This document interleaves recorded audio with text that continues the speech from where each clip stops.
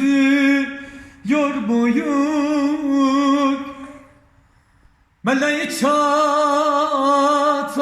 o güzel boyun.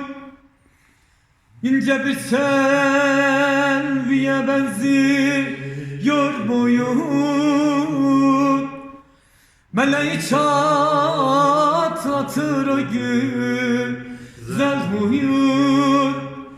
Sakin karşında aralarca soyun. Bakarsam da verdim artık bacımsın. Bakarsam da verdim artık bacımsın.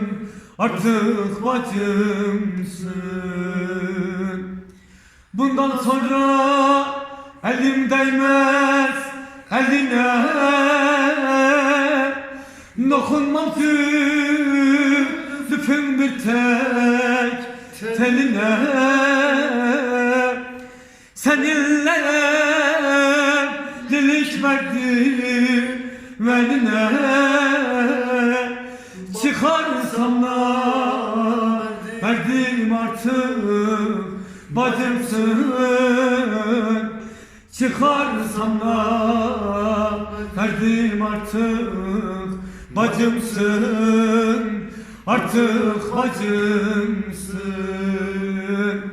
Yokluğunu içimde açsa da yara, şu gönlümü rasa her gün rüzgara. Yokluğuna yakıp bir tek sigara. Bakarsam da verdim artık bacımsın. Yakarsam da verdim artık bacımsın.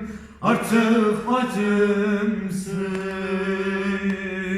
Eyvallah. Güzel sağlık canım.